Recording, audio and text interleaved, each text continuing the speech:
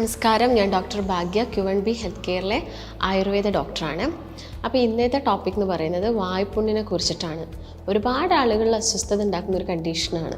അതിപ്പോൾ ചെറിയ കുട്ടികളാണെങ്കിലും അല്ലെങ്കിൽ ഏത് പ്രായക്കാരിലും ബുദ്ധിമുട്ടുണ്ടാക്കുന്ന ഒരു കണ്ടീഷനാണ് വായ്പുണ്ണെന്ന് പറയുന്നത്. ഇതുപോലെ ചിലപ്പോൾ നമുക്ക് ഇഷ്ടപ്പെട്ട ഭക്ഷണമൊന്നും കഴിക്കാൻ പറ്റുന്നുണ്ടാവില്ല, കുറച്ച് എരിവ് കൂടിപ്പോയാൽ ഭയങ്കര ബുദ്ധിമുട്ടായിരിക്കും. അല്ലെങ്കിൽ നിങ്ങളൊരു സോളിഡ് ഫുഡോ, അതായത് കട്ടിയുള്ള ആഹാരമൊക്കെ കഴിക്കുന്ന സമയത്ത് ഈ പുണ്ണിലൊന്ന് തട്ടുന്ന സമയത്ത് നമുക്ക് സഹിക്കാൻ പറ്റാത്ത ആ ഒരു ഇറിറ്റേഷനൊക്കെ വരുന്നത് ഒരുപാട് ആളുകളിൽ കണ്ടിട്ടുണ്ട്. പല കാരണങ്ങൾ കൊണ്ട് വായ്പുണ്ണ് വരാം. അപ്പോൾ എപ്പോഴും നിങ്ങൾ വായ്പുണ്ണിന് മെഡിസിൻസ് കഴിക്കുന്ന സമയത്ത് ആദ്യം ചിലപ്പോൾ നിങ്ങൾ ഡയറ്റിൽ ഒരുപാട് കാര്യങ്ങൾ ചിലപ്പോൾ ചേഞ്ച് ആക്കേണ്ടി വരും. അതുമൂലം എന്താണ്, നമുക്ക് വേണ്ട ന്യൂട്രീഷൻസ് അല്ലെങ്കിൽ വൈറ്റമിൻസിൻ്റെ ഒക്കെ ഡെഫിഷ്യൻസി മൂലമൊക്കെ എന്ത് വരാം, വായ്പുണ്ണ് വരാം. അപ്പോൾ എന്ത് കോസാണ് ഈ വായ്പുണ്ണ് ഉണ്ടാക്കിയെന്ന് ആദ്യം മനസ്സിലാക്കിയിട്ട് വേണം അതിന് ട്രീറ്റ്മെൻറ്റ് എടുക്കാൻ വേണ്ടിയിട്ട്. അപ്പോൾ ഇന്ന് നമുക്ക് വായ്പുണ്ണ് എന്തൊക്കെ കാരണങ്ങൾ കൊണ്ട് വരും, അതുപോലെ തന്നെ നമുക്കത് ഭക്ഷണത്തിലൂടെ എങ്ങനെ കൺട്രോൾ ചെയ്യാമെന്നൊക്കെ നോക്കാം.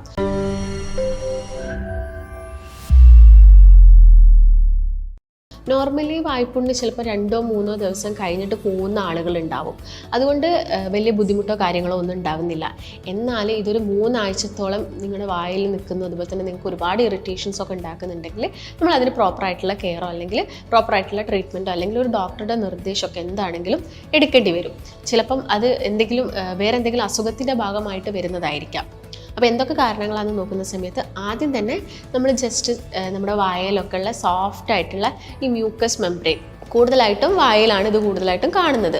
അതിൽ തന്നെ ചിലപ്പം അത് നമ്മുടെ ചുണ്ടിന് മുകളിലായിട്ടുണ്ട്, അതുപോലെ തന്നെ നാവിലുണ്ട്, അങ്ങനെയൊക്കെ കാണുന്നുണ്ട്. അപ്പോൾ നിങ്ങൾ ജസ്റ്റ് ഒന്ന് കടിച്ചു പോകുന്ന സമയത്ത്, ചുണ്ട് കടിച്ചു പോകുക അല്ലെങ്കിൽ നാവൊക്കെ കടിച്ചു പോകുന്ന സമയത്ത് ഈ വായ്പുണ്ണ് വരാനുള്ള ചാൻസ് കൂടുതലാണ്. അല്ലെങ്കിൽ നിങ്ങൾ ബ്രഷ് ചെയ്യുന്ന സമയത്ത് ജസ്റ്റ് ബ്രഷ് ഒന്ന് കൊണ്ടാലും ഈ ഒരു സോഫ്റ്റ് മ്യൂക്കസ് മെംബ്രെയിനിൽ ബ്രഷ് തട്ടുന്ന സമയത്ത് ഇത് വരാനുള്ള ചാൻസ് കൂടുതലാണ്.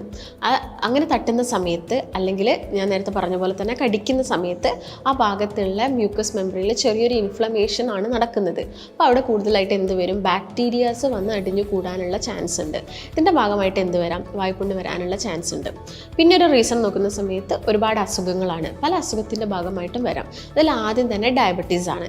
ഡയബറ്റീസ് ഉള്ള ആളുകളിൽ ഇമ്മ്യൂണിറ്റി കുറയാനുള്ള ചാൻസ് ഉണ്ട്. അതിൻ്റെ ഭാഗമായിട്ട് പ്രതിരോധ സെല്ലുകൾ നമ്മുടെ വായിലുള്ള ഏതെങ്കിലും ഒരു ഭാഗത്ത് കൂടുതലായിട്ട് വരികയും ആ ഭാഗത്ത് മുറിവുകൾ ഉണ്ടാവാനും ഒരു കാരണമാവുന്നുണ്ട്. അതിൻ്റെ ഭാഗമായിട്ട് വരാം. അതുപോലെ തന്നെ റെസ്പിറേറ്ററി അസുഖങ്ങൾ ഒരുപാട് കാലമായിട്ടുള്ള ആളുകളും ഇടയ്ക്കിടയ്ക്ക് വായ്പുണ്ണ് വരാനുള്ള ചാൻസ് കൂടുതലാണ്. അതുപോലെ നിങ്ങൾക്ക് അൾസർ, ഇപ്പം ഗ്യാസ്ട്രൈറ്റിസിൻ്റെ കംപ്ലയിൻറ്റ് ഉണ്ടെങ്കിൽ, ഇപ്പം ഹൈപ്പർ അസിഡിറ്റി അല്ലെങ്കിൽ ഹൈപ്പോ അസിഡിറ്റി പോലുള്ള കണ്ടീഷൻസൊക്കെ ഉണ്ടെങ്കിലും നമുക്ക് വായ്പുണ്ണ് വരാനുള്ള ചാൻസ് കൂടുതലാണ്. അതുപോലെ തന്നെ ഇപ്പോൾ സ്ത്രീകളുടെ കേസൊക്കെ നോക്കുകയാണെങ്കിൽ അവർക്ക് കൂടുതലായിട്ടും ഈ ഒരു ഹോർമോൺ ചേഞ്ച് നടക്കുന്നത് ഈ ഓവുലേഷൻ ടൈം അല്ലെങ്കിൽ ആർത്തവ സമയത്തൊക്കെയാണ്. ഈ സമയത്തും വായ്പുണ്ണ് വരാനുള്ള ചാൻസ് കൂടുതലാണ്. അല്ലെങ്കിൽ മൂഡ് സ്വിങ്സിൻ്റെ ഒക്കെ കൂടെ തന്നെ അവരിൽ ഒരു ഇറിറ്റേഷൻ ഉണ്ടാക്കുന്ന കണ്ടീഷനാണ് വായ്പുണ്ണ്.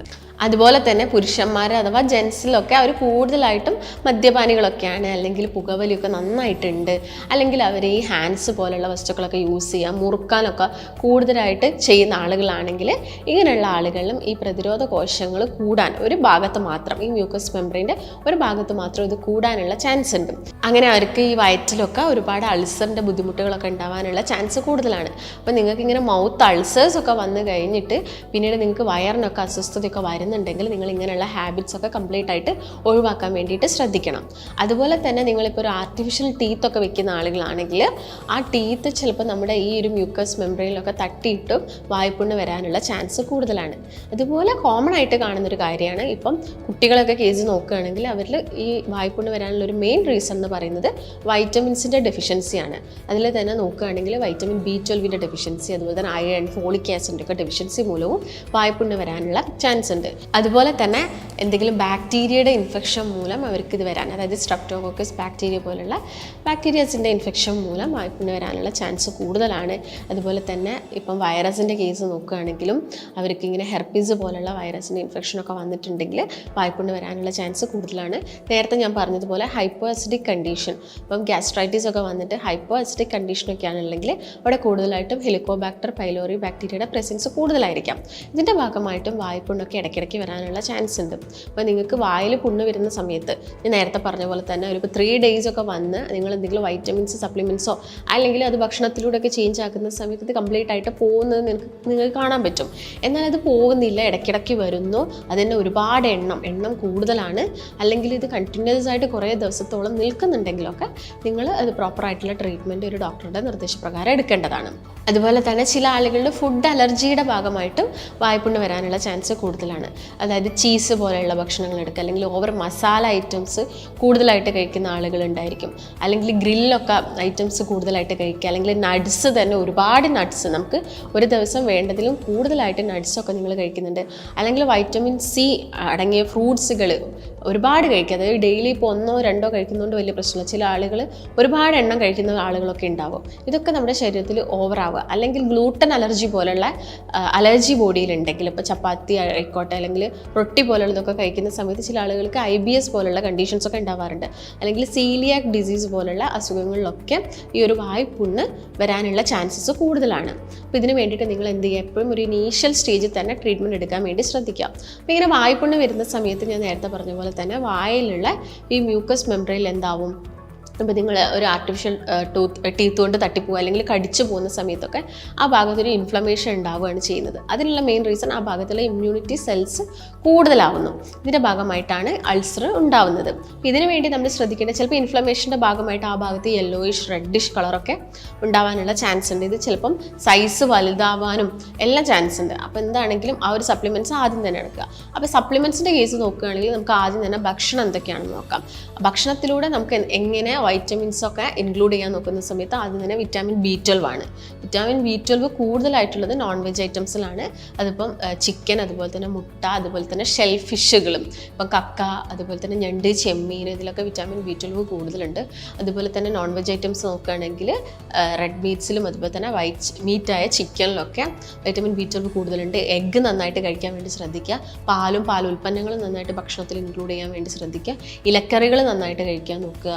അതും കൂടുതലായിട്ടും പച്ച നിറത്തിലുള്ള ഇലക്കറികൾ കൂടുതലായിട്ട് കഴിക്കാൻ വേണ്ടിയിട്ട് ശ്രദ്ധിക്കുക. ഇതിൻ്റെ കൂടെ തന്നെ നിങ്ങൾ ഭക്ഷണത്തിൽ കൂടുതലായിട്ടും പ്രോബയോട്ടിക്സ് ഇൻക്ലൂഡ് ചെയ്യാൻ വേണ്ടിയിട്ട് ശ്രദ്ധിക്കുക. പ്രോബയോട്ടിക് എന്ന് പറയുമ്പോൾ കൂടുതലായിട്ടും ഇത് അടങ്ങിയിരിക്കുന്നത് തൈരിലും അതുപോലെ തന്നെ മോരിലൊക്കെയാണ്. കഴിക്കുന്ന സമയത്ത് അധികം പുളിയില്ലാത്ത തൈരൊക്കെ കഴിക്കാൻ വേണ്ടി ശ്രദ്ധിക്കുക. നിങ്ങൾക്ക് ജസ്റ്റ് ഒരു കപ്പ് തൈര് എടുക്കാം, അല്ലെങ്കിൽ നിങ്ങൾക്ക് ചോറിൻ്റെ കൂടെയൊക്കെ ഉച്ചയ്ക്ക് മിക്സ് ചെയ്തും കഴിക്കാവുന്നതാണ്. ഇപ്പം ഡെയിലി കഴിക്കേണ്ട ആവശ്യമില്ല, 1.5 ഒരു ഡേ ഗ്യാപ്പ് വിട്ടിട്ട് നിങ്ങൾക്ക് പ്രോബയോട്ടിക്സ് ഭക്ഷണത്തിൽ ഇൻക്ലൂഡ് ചെയ്യാൻ വേണ്ടിയിട്ട് ശ്രദ്ധിക്കുക. അല്ലെങ്കിൽ അധികം പുളിയില്ലാത്ത വൈനൊക്കെ എടുക്കുക, അല്ലെങ്കിൽ പഴങ്കഞ്ഞിയായിട്ട് കഴിക്കാൻ നോക്കുക, അല്ലെങ്കിൽ ജസ്റ്റ് ഉപ്പിലിട്ട ഈ ഫ്രൂട്ട്സുകളൊക്കെ, അത് മാങ്ങ, നെല്ലിക്ക പോലുള്ള ഫ്രൂട്ട്സുകളൊക്കെ കഴിക്കാൻ വേണ്ടി നോക്കുക. ഇത് ഡെയിലി എടുക്കേണ്ട ആവശ്യമില്ല, നിങ്ങൾ ജസ്റ്റ് ഓൾട്ടർനേറ്റ് ഡേയ്സിൽ മാത്രം എടുത്താൽ മതി. അതുപോലെ തന്നെ ശ്രദ്ധിക്കേണ്ടത് മസാല ഐറ്റംസ് ഒക്കെ മാക്സിമം കുറച്ചുകൊണ്ട് വരിക. നമുക്ക് ടെൻഷനോ സ്ട്രെസ്സോ ഒക്കെ ഉണ്ടെങ്കിൽ ഇത് വരാനുള്ള ചാൻസ് ഉണ്ട്. അപ്പോൾ അതൊക്കെ മാക്സിമം കുറയ്ക്കാം. നന്നായിട്ട് വെള്ളം കുടിക്കാനൊക്കെ നോക്കുക. കറക്റ്റ് ഒരു 7 മുതൽ 8 മണിക്കൂറോളം ഉറങ്ങാൻ വേണ്ടിയിട്ട് ശ്രദ്ധിക്കുക.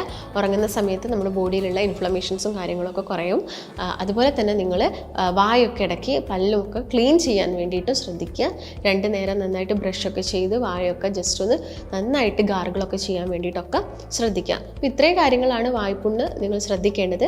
നിങ്ങൾക്ക് ഇടയ്ക്കിടയ്ക്ക് വരുന്നുണ്ടെങ്കിൽ മാത്രം നിങ്ങൾ ഒരു ഡോക്ടറെ കണ്ടിട്ട് അഡ്വൈസ് എടുക്കുന്നത് എപ്പോഴും നല്ലതായിരിക്കും. കാരണം അത് പിന്നീട് ഞാൻ പറഞ്ഞ പോലെ വയറിലൊക്കെ അൾസർ വന്നു കഴിഞ്ഞാൽ പിന്നീട് അത് ക്യാൻസർ പോലുള്ള കണ്ടീഷനൊക്കെ ആവാൻ ചാൻസ് ഉണ്ട്. അപ്പോൾ നിങ്ങൾക്ക് എന്തെങ്കിലും സംശയങ്ങളോ കാര്യങ്ങളോ ഉണ്ടെങ്കിൽ താഴെ കാണുന്ന നമ്പറുമായിട്ട് ബന്ധപ്പെടുക. നമുക്ക് മറ്റൊരു നല്ല പുതിയ വീഡിയോ ആയിട്ട് വീണ്ടും കാണാം. നന്ദി.